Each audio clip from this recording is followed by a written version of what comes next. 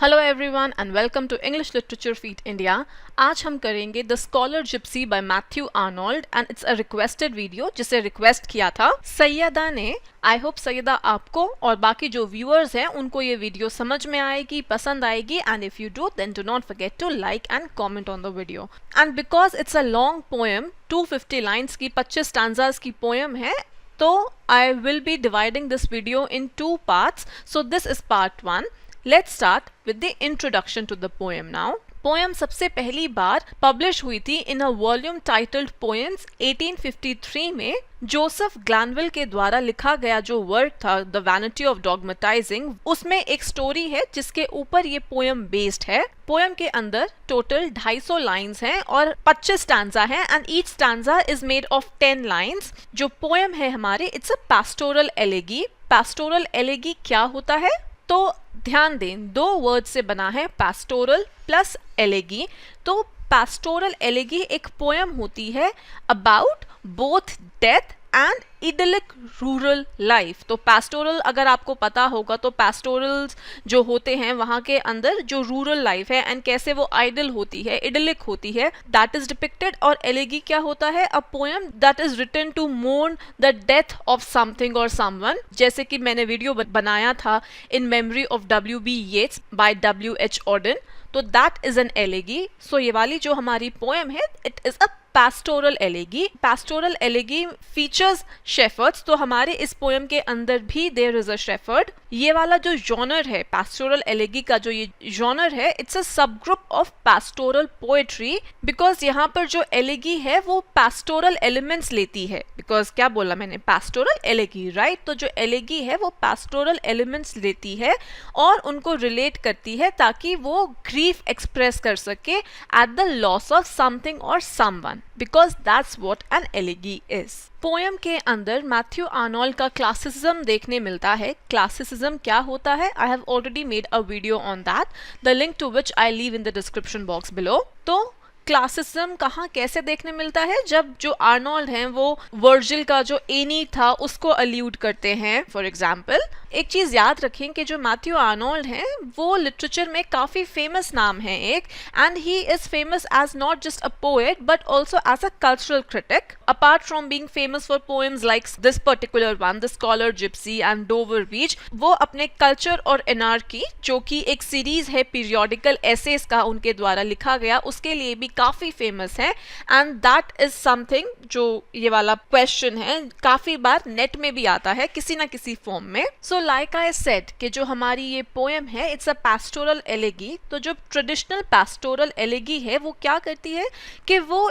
Reaffirm करती है past और प्रेजेंट के बीच में जो कंटिन्यूटी है एंड बिटवीन द पर्सन जो कि मर गया है and the still existing values जो वो एम्बॉडी करता था या रिप्रेजेंट करता था। तो between past and the present and between the person who has died and the values that he represented और एम्बॉडीड, ये पैस्टोरल एलेगी का काम होता है, रीअफर्म करना इन चीजों के बीच में एक कंटिन्यूटी को। तो जो इस पर्टिकुलर एलेगी का सब्जेक्ट है वो एक लेजेंडरी और गरीब ऑक्सफोर्ड स्टूडेंट है जो 17th सेंचुरी को बिलोंग करता है। रिमेंबर मैंने बोला कि this poem is taken from a story that is found in the work of Joseph Glanville। तो ये वाला जो यूनिवर्सिटी स्टूडेंट है ऑक्सफोर्ड सेंचुरी का, उसने अपनी स्टडीज को अबैंडन कर दिया है ताकि वो सीख सके जो ऑकल्ट वेज हैं जिप्सी लोगों के। तो आपका टाइटल बनता है स्कॉलर जिप्सी।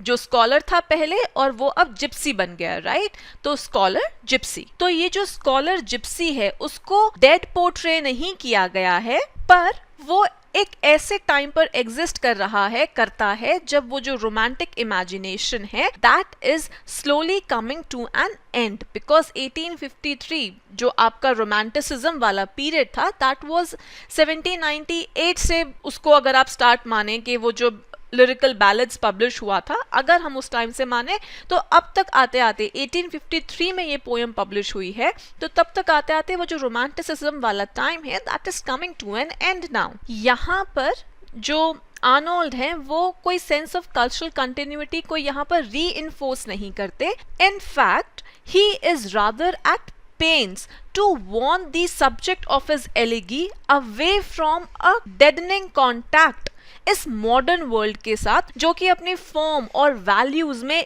अलग है। किससे अलग है? उस दुनिया से जिसमें वो रह रहा है, जिस दुनिया को वो इनहैबिट करता है। He is used to living in a different world, that romanticism वाला टाइम, ओके। लेकिन अब वो मॉडर्निज्म वाला एरा भी स्टार्ट हो रहा है, तो he is somewhere at the cusp of that, okay. तो he is mourning the loss of that romanticism and he is deadening the beginning of that modernism वाला टाइम। मैंने अभी एक वर्ड यूज किया, कस्प। कस्प क्या होता है? A point of transition between two different states. तो यहाँ पर भी वो ट्रांजिशन हो रहा है ना, फ्रॉम रोमांटिसिज्म टू मॉडर्निज्म, तो he is eight the cusp of that. तो ये जो आर्नोल्ड की अनयूजुअल सी पास्टोरल एलेगी है, वो जो इस जॉनर की एक्सपेक्टेशंस हैं उसी से स्टार्ट होती है। कैसे?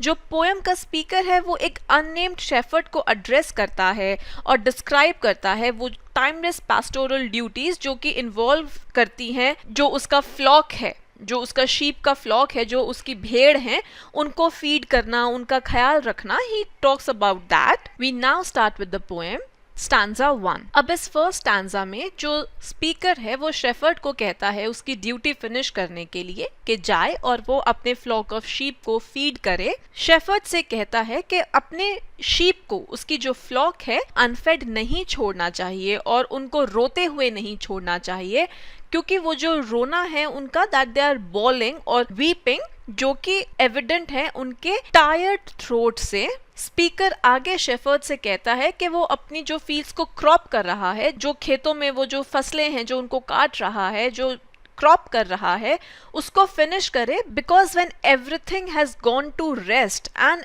इज asleep, उसके बाद ही वो अपनी क्वेस्ट को स्टार्ट कर पाएगा। और क्वेस्ट क्या है? To answer about the Oxford scholar. Now coming to stanza 2 here.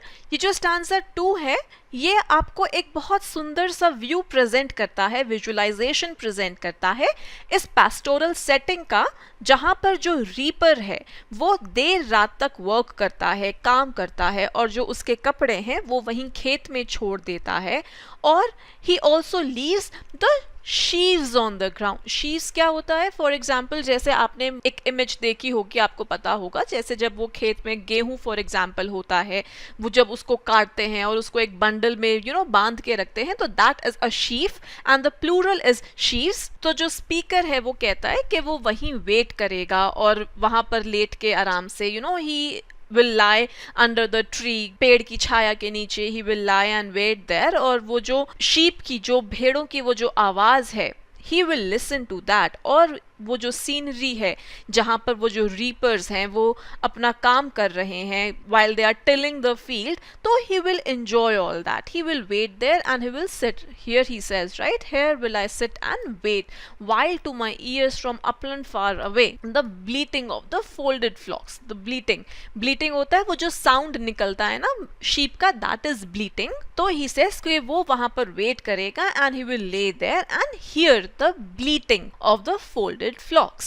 यहाँ पर जो स्पीकर है वो पार्टिसिपेंट भी है and he is the observer of the setting also। Now talking about stanza 3, इस stanza के अंदर हमें पता चलता है कि अगस्त का महीना है, गर्मी का महीना है, गर्मी का टाइम है, और जो स्पीकर है he is going up the half reaped field, ताकि वो साफ साफ देख सके जो लैंड है, जो सीनरी है उसको। और वो साफ साफ देख सकता था जो ब्लूमिंग पॉपीज थी, the scarlet poppies peep and the green roots and the yellowing stalks that he was able to see। he could see all these things। तो जो पोएट है, ये जो सुंदर सी सीनरी है, this beautiful scenery rural area की, इसको अपने अंदर लेता है। he intakes that and वो वहां पर क्या बोला उसने? Of bloom on the bent grass where I am laid, जहां पर वो लेटा हुआ है। And the eyes travel down to Oxford stars, के वो जो उसकी आंखें हैं,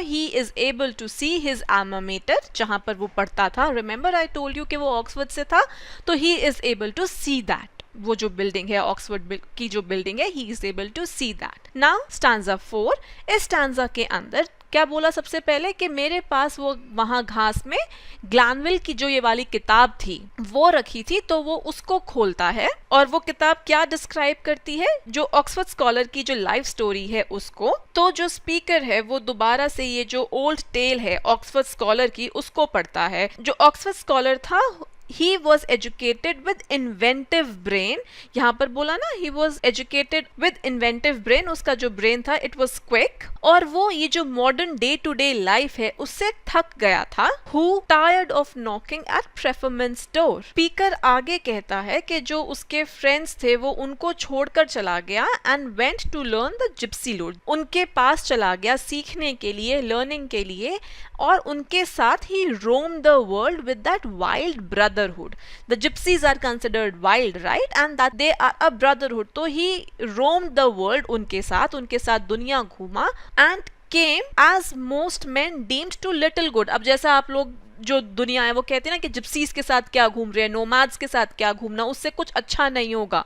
तो जैसा बहुत लोगों ने कहा था कि as most man deemed and came to little good, उसका एंड ही जो स्कॉलर था he came to little good, लेकिन वो वापस कभी ऑक्सफोर्ड और अपने फ्रेंड्स के पास लौटकर नहीं आया, but came to Oxford and his friends no more. Coming to stanza 5 now, तो कहता है कि एक बार सालों बाद कंट्री लेन्स में दो स्कॉलर्स जिनको वो कॉलेज में जानता था वो उनसे मिला, और वो जो दोनों स्कॉलर्स थे वो उससे उसकी लाइफ के बारे में पूछने लगे। तो उसने आंसर किया, जो स्कॉलर था, जो स्कॉलर जिप्सी था, उसने आंसर किया, अपने दोस्तों को बताया कि जो जिप्सी क्रू है, जो ये जिप्सी वाले लोग, ये जो जिप्सीज हैं, ये जो नोमैड्स हैं, इनके पास ऐसी कलाएं हैं कि अगर वो चाहें तो वो आदमी के दिमाग को they can rule as they desired the workings of men's brain, and जो वो चाहें वो उनसे they can make them think that and they can bind them to what thoughts they will, कि वो उनसे जो चाहें वो करवा सकते हैं। ऐसी कलाएं हैं उनके पास, ऐसी नॉलेज है उनके पास, जिप्सीज के पास। और कहता है कि एंड आई, मुझे उनकी इस आर्ट का जो सीक्रेट है वो पता है, और जब मैं पूरी तरीके से सीख जाऊंगा, व्हेन फुली लर्न, मैं उनका ये सीक्रेट, उनकी इस आर्ट का सीक्रेट पूरी दुनिया में इम्पार्ट करूंगा, will to the world impart. But it needs heaven sent moments for the skill. Heaven sent यानी कि यहाँ पर मीनिंग हुआ कि उसके लिए कोई स्पेसिफिक या एक राइट टाइम चाहिए होगा for the skill to develop. तो स्टैंजा 6 में ये कहकर वो वहां से चला जाता है, जो स्कॉलर जिप्सी था वो वहां से चला जाता है और कभी वापस नहीं आता। लेकिन इस बात के रूमर्स थे कंट्री साइड में कि जो स्कॉलर, ये वाला जो लॉस्ट स्कॉलर था, उसको कंट्री साइड में कुछ लोगों ने देखा था, और उस स्कॉलर ने सिंपल कपड़े पहने हुए थे, एंटीक से कपड़े पहने हुए थे, क्लोक डाला हुआ था, जैसे कपड़े जिप्सीज पहनते थे। जो शेफर्ड्स थे वो उससे पहले मिले थे हर्स्ट में, हर्स्ट जगह का नाम है, in the hurst in the ale house in the Berkshire moors. तो जो बर्कशायर में जो मूर्स थे वहां पर आइसोलेटेड सी जगह है जहां पर उसको द स्मोक फ्रॉग बोर्स इन्होंने देखा था जब वो एंट्रेंस पे बैठे हुए थे, सीटेड एट देयर एंट्रिंग। तो these people saw the scholar Gypsy. Now इस स्टैंजा 7 में कहता है कि जो ये स्कॉलर था वो उनके बीच में बैठा एंड ही क्लैटर्ड। क्लैटर्ड एक तरीके की आवाज होती है कि जैसे वो कोई हार्ड से ऑब्जेक्ट्स गिर रहे हों या एक दूसरे को ऐसे स्ट्राइक कर रहे हो, सो दैट इज क्लैटरिंग। तो वो जो स्कॉलर जिप्सी था वो उनके बीच में बैठा एंड उसने ड्रिंक किया एंड क्लैटर्ड, एंड इमीडिएटली वो वहां से चला गया and disappeared again from the ale house. उसके बाद वो कहता है कि जो स्पीकर है वो विजुलाइज करता है और कहता है कि उसको पता था कि वो कैसा शायद दिखता था। I myself seem half to know thy looks. और कहता है कि जो शेफर्ड्स थे उनको उसकी सर्च में लगा दिया, put the shepherd's on Dai trace. किसकी खोज में लगा दिया? उस स्कॉलर जिप्सी की खोज में, उसकी सर्च में।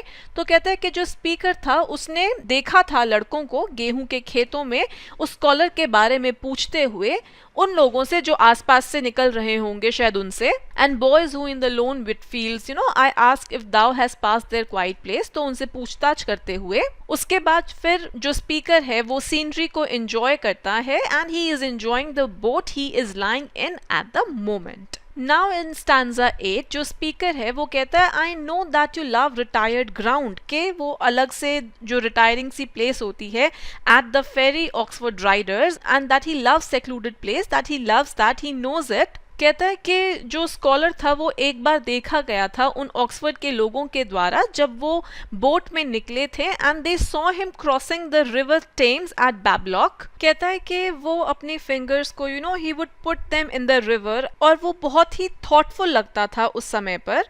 उसने शायद कुछ फ्लावर्स को भी प्लक किया हो और अपने लैप्स पे रखा हो फ्रॉम विचवुड बावर्स। बावर क्या होता है?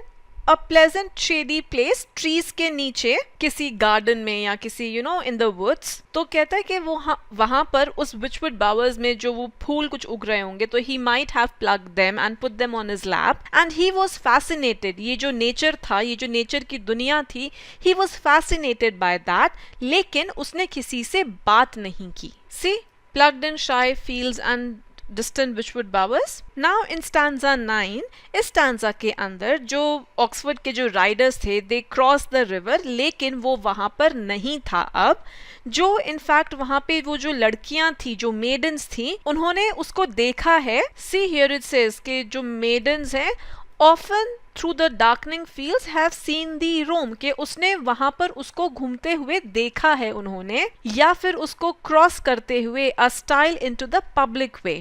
Then it says further के उसने उन मेडन्स को फूल भी दिए थे, लेकिन उनसे कभी कुछ कहा नहीं, उनसे कभी बात नहीं की। And then he just gives the description of flowers here, लेकिन एंड में वही उसने बोला but none has worth she can report of thee. अब नेक्स्ट स्टैंजा में वो कहता है कि जून में हे टाइम के दौरान, हे टाइम क्या होता है? जो आप घास को आप मो करते हो और उसको सुखाते हो ताकि वो हे प्रोड्यूस कर सके। सो ड्यूरिंग दैट टाइम, उस टाइम पर बिल्कुल ब्राइट सन होता है, right? In sunshine flames many a scythe, scythe एक टूल होता है वो जो घास वगैरह काटने के काम आता है, and the pronunciation is scythe. Then it says के उस टाइम के दौरान जब व्हेन जो बेदर्स हैं दे पास द गॉडस्टो ब्रिज, जो कि बाथ लेने आए थे, तो उन लोगों ने भी उस स्कॉलर को देखा है रिवर बैंक के पास बैठे हुए, और वो जो रिवर बैंक था it was filled with so many plants. आगे कहता है वो कि जो स्कॉलर था वो फ्रेजाइल हेल्थ में था, उसकी हेल्थ बहुत अच्छी नहीं थी, और वो जो जिप्सीज की मिस्टीरियस सी ड्रेस थी उसने वही पहनी हुई थी, आंखें ड्रीमी सी जैसे कहीं खोई हुई हों, एंड उसके मैनर्स ऐसे थे, तरीके ऐसे थे जिससे कि कोई भी it the manners would drive anyone away. तो कहता है कि जब वो वापस आए, वो जो बेदर्स थे जो नहाने आए थे, जब वो वापस आए नहाकर, तो तुम वहां से चले गए थे। Thou wast gone, you were gone from there, the scholar had gone away. So like I said, I will be dividing the video in two parts. So stanza 10 तक हमने इस first part में किया है. I will soon be uploading part 2 of the video where we will cover the rest of the stanzas. And अगर आपको यहाँ तक अच्छा लगा हो, समझ में आया हो, then do like and comment on the video. If you're new to my channel, please subscribe करना ना भूले. अगर आप चाहें तो मुझसे मेरे social media के थ्रू भी connect कर सकते हैं. And if you want to talk to me about something personally, then do telegram me.